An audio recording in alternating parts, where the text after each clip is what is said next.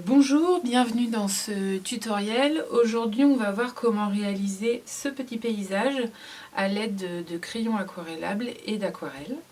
Je m'appelle Caroline Lecourt, Talino Crero de mon nom d'artiste, et je donne des cours de dessin près de Rennes et j'utilise mes vidéos comme support de cours auprès de mes élèves. En ces temps un peu compliqués de reconfinement, on reprend les défis à la maison. Et du coup, les moulins, c'est le thème de notre semaine. Donc voilà, j'ai changé un peu la disposition de ma caméra, donc il est possible que le son varie. Donc voilà, n'hésitez pas à me dire si vous m'entendez un peu moins bien. Et puis, c'est parti. Donc pour ce projet, je vais travailler sur un carnet de la marque Clairefontaine, la gamme Fontaine. En grain torchon, donc c'est un grain 100% coton. C'est un carnet sur lequel j'ai déjà eu l'occasion de travailler et qui est plutôt sympa. C'est un petit peu texturé, mais c'est plutôt intéressant. Et c'est un carnet en 18 par 24, donc de type carnet de croquis. Voilà, c'est ce qu'on va faire aujourd'hui. Alors, voilà, hop. Donc voilà, pour travailler, j'ai sélectionné deux pinceaux, donc un petit de la marque Raphaël, la gamme 803 pardon, voilà, décidément, le 2.0, et puis celui-ci qui est également un pinceau à la vie mais qui n'a plus de référence, donc un peu plus gros. Et pour les crayons, je vais utiliser des crayons aquarellables. Donc de la marque Lyra, ça c'est une boîte de crayons aquarellables de la gamme Rembrandt. C'est une boîte de 36, donc c'est une boîte métallique. J'avais eu l'occasion de gagner cette boîte-là pendant un concours et les crayons sont vraiment très agréables à travailler. La texture est vraiment chouette, ils sont vraiment pigmentés. Et puis il y a vraiment une belle gamme de couleurs. La marque est plutôt accessible, donc voilà, si vous voulez acheter des crayons, c'est une bonne alternative, je trouve.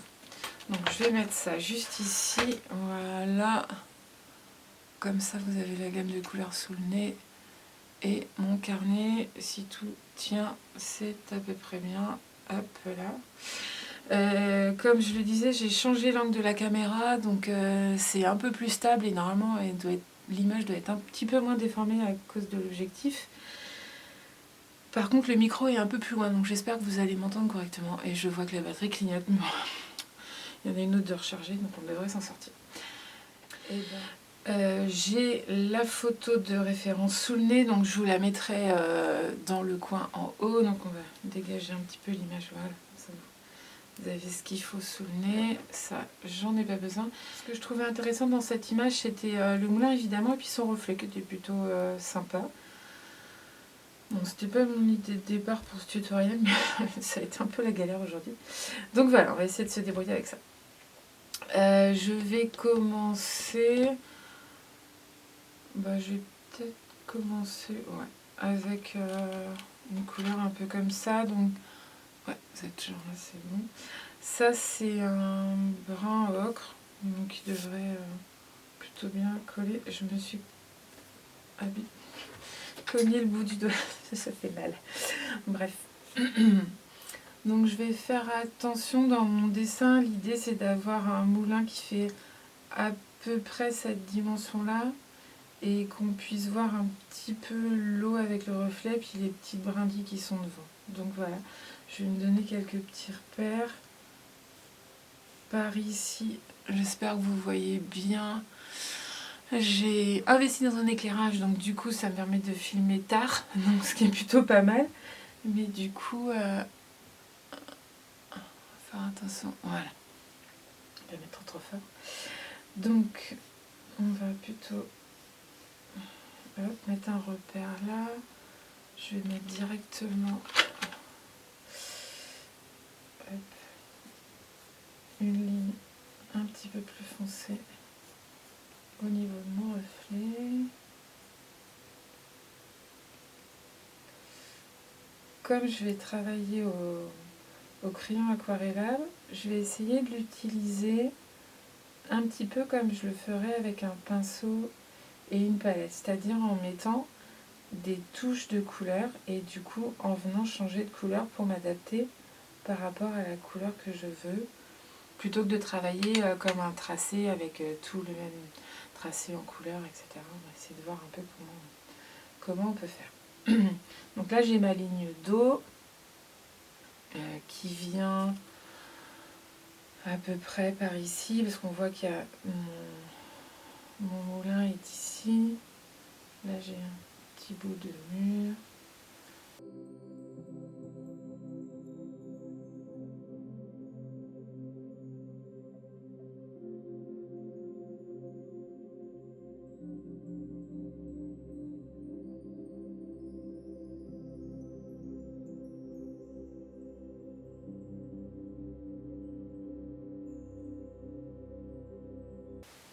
Alors des fois c'est des petits éléments, ça peut paraître anecdotique, les arbres, les silhouettes de personnages, etc. Mais c'est toujours important de les dessiner puisque ça donne une notion d'échelle. C'est comme les portes ou les fenêtres. Ça vous donne une notion de la taille et du coup ça peut vous renseigner par rapport à ce que vous avez dessiné et la dimension. Là par exemple j'ai un arbre, bah, du coup ça me donne un peu une dimension par rapport à la hauteur de mon moulin. On a la porte d'entrée, donc c'est pareil, ça va nous donner une dimension. Bon, les fenêtres, c'est un peu plus compliqué parce qu'on peut avoir des petites fenêtres et grandes fenêtres, mais la porte, généralement, c'est au moins une taille humaine pour qu'on puisse rentrer dedans.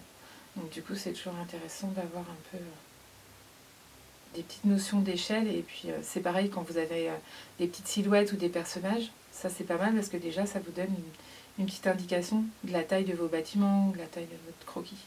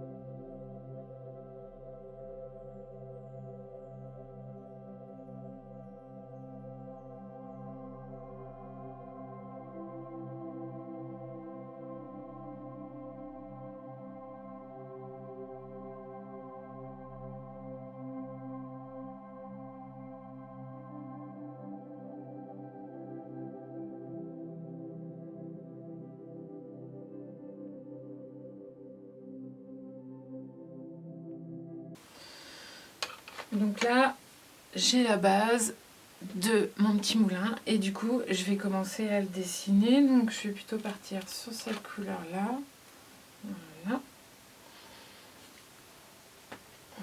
Donc j'ai la base ici, ma petite, donc je vais le faire partir là, voilà. Et en termes de largeur, là j'ai mon petit muret, tac, et du coup il est à peu près jusque là, voilà. On prend le centre hein, parce que c'est un cône. Voilà, je vais tracer une ligne très légère pour me guider.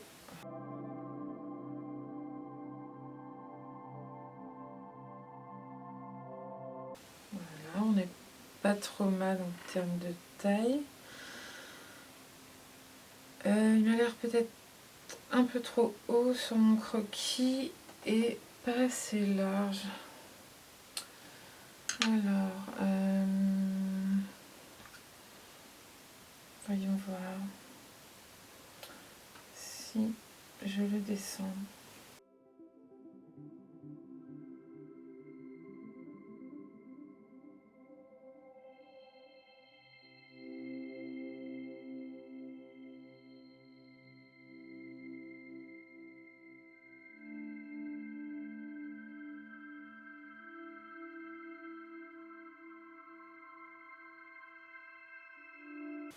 Donc l'idée c'est vraiment essayer de comprendre un peu comment c'est construit et comment ça fonctionne pour pouvoir le dessiner.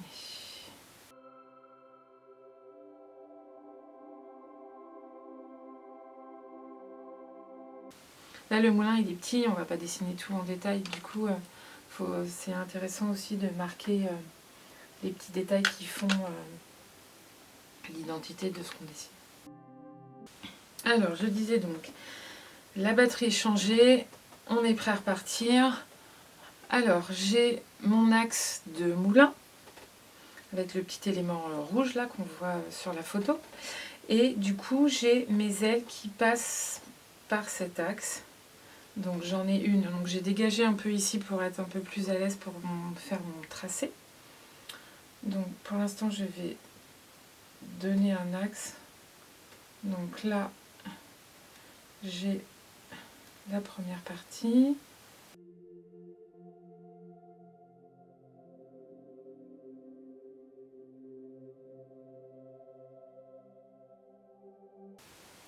Comme c'est la perspective, cette partie-là est plus longue puisqu'elle est plus proche de nous et cette partie-là est un peu plus courte. Donc du coup, je la raccourcis légèrement. Donc je vais faire la première aile de mon moulin, donc qui vient comme ça.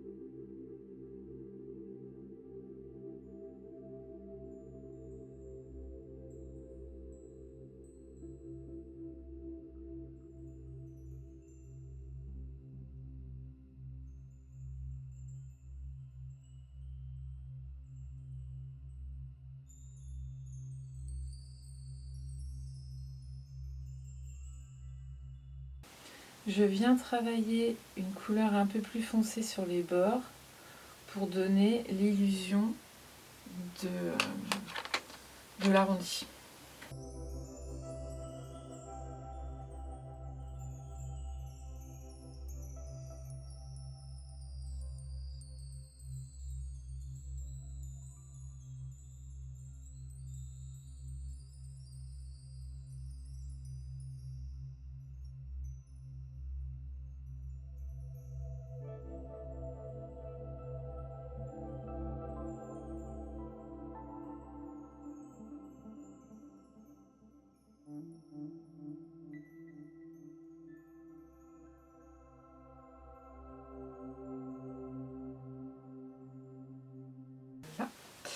Donc on est pas mal. Et ce que je vais faire, je récupère les couleurs que j'ai utilisées sur mon moulin et je vais venir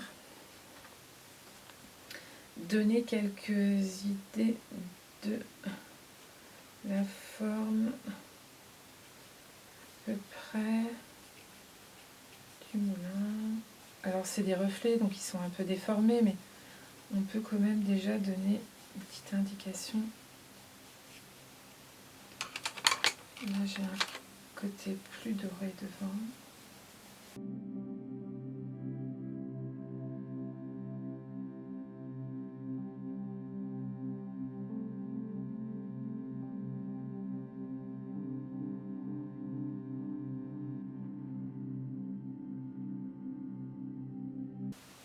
Là je joue vraiment, hein. Vous voyez déjà je tiens mon crayon sur le côté. Voilà. Histoire de vraiment travailler avec la tranche. Et là je fais rentrer un peu mon bleu pour travailler mon reflet.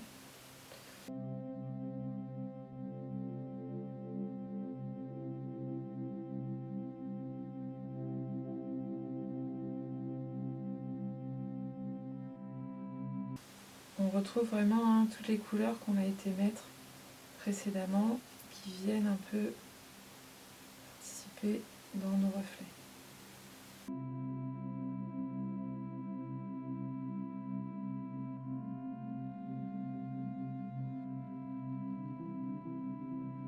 Donc, alors là on a fait la partie crayon et du coup on va faire la mise en couleur.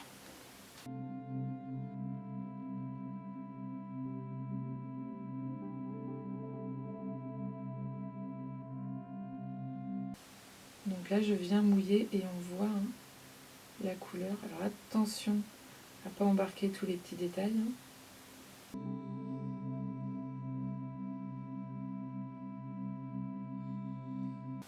Donc là j'ai fait un premier passage de couleur et ce que je peux faire c'est que je prends une couleur, celle-ci, mon crayon, donc le papier est humide et je peux venir. Alors c'est vraiment à faire avec légèreté parce qu'à partir du moment où le papier est mouillé, le crayon va venir vraiment se diluer dans l'eau et du coup vous allez utiliser beaucoup plus de mine, donc on y va doucement.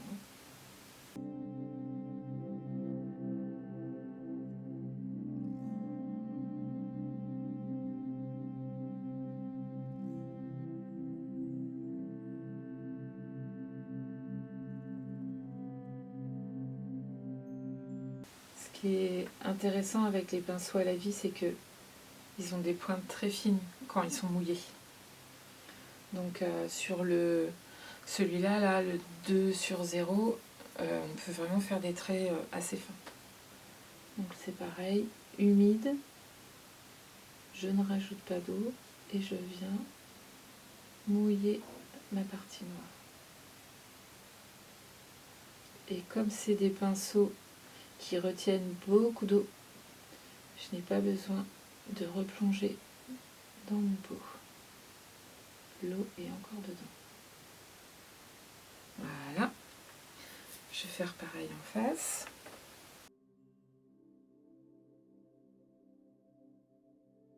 Donc pour faire des traits bien fins, on se pose. Donc moi je pose bien mes 2 coudes sur ma table. On expire.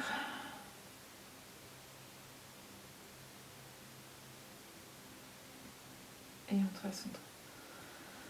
On inspire. On expire.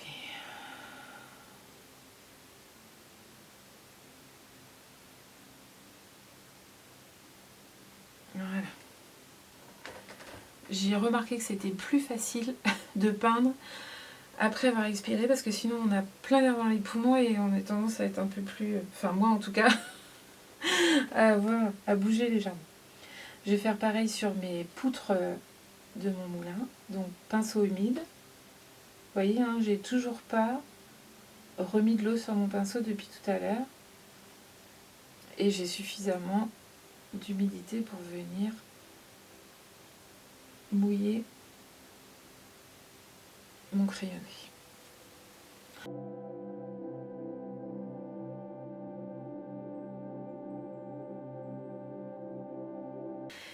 Là, j'ai envie de venir travailler mon reflet, puisque je me dis que le reflet peut avoir un petit côté plus liquide et moins texturé que le reste de mon tracé. Donc, je mouille mon pinceau, sans qu'il y ait trop d'eau dans mon réservoir, dans les poils, pardon, et je vais venir mouiller, et là je vais m'occuper du bleu. Donc je viens vraiment mouiller mes parties bleues. Et j'essaye de garder un peu les tracés que j'ai dessinés avec mes crayons.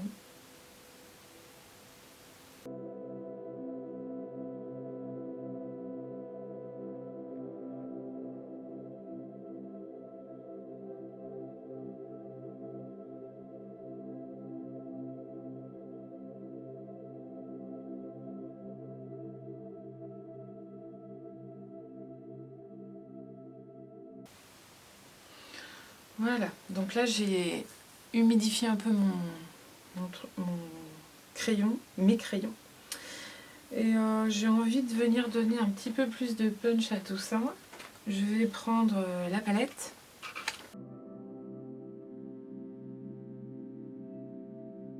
Donc je prends le bleu céruléum.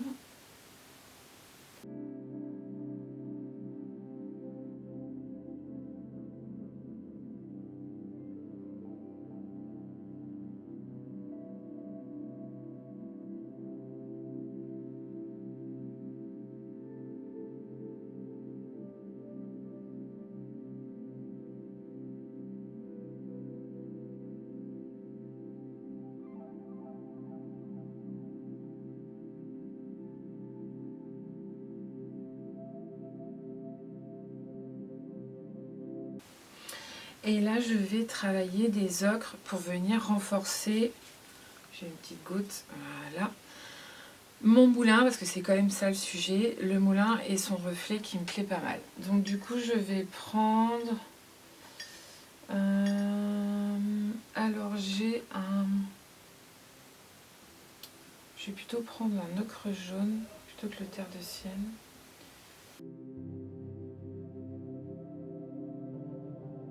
Je vais mettre une petite touche de brun, un petit peu de ça. Alors, je vais plutôt utiliser le brun de Mars, même s'il a l'air plus sombre dans la palette, parce qu'il est un peu moins fort en termes de couleur. Donc du coup, en apportant juste un tout petit peu, voilà, c'est une couleur qui me convient mieux.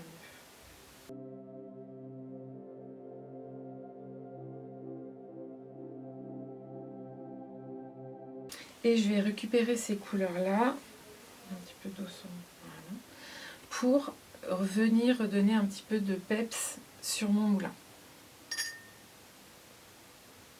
Donc, le brun de Mars, voilà.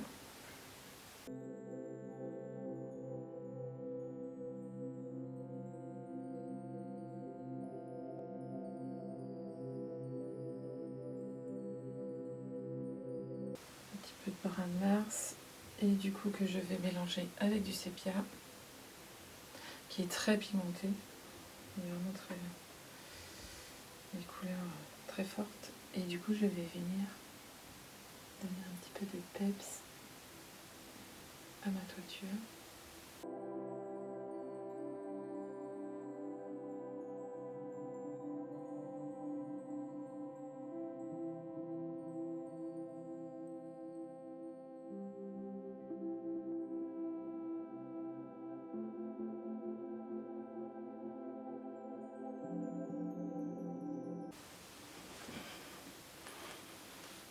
Voilà. Donc maintenant que c'est sec, je viens dessiner, hop, mes petits éléments.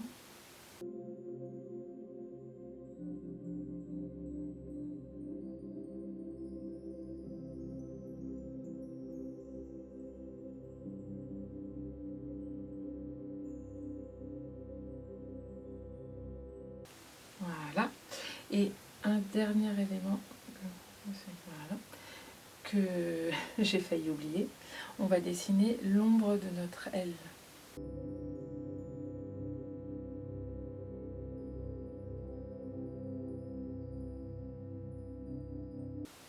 Et bien ce tutoriel est terminé. J'espère que cela vous aura plu. Celui-là a été un peu plus laborieux que celui de la semaine dernière, mais il y a des fois aussi c'est comme ça. Donc voilà, un petit moulin fait au crayon aquarellable et à l'aquarelle. N'hésitez pas à m'envoyer vos photos si vous réalisez le tutoriel, à poser des questions si vous en avez, au contraire, à mettre des petits pouces. Et puis je vous retrouve la semaine prochaine dans un nouveau tutoriel. À bientôt!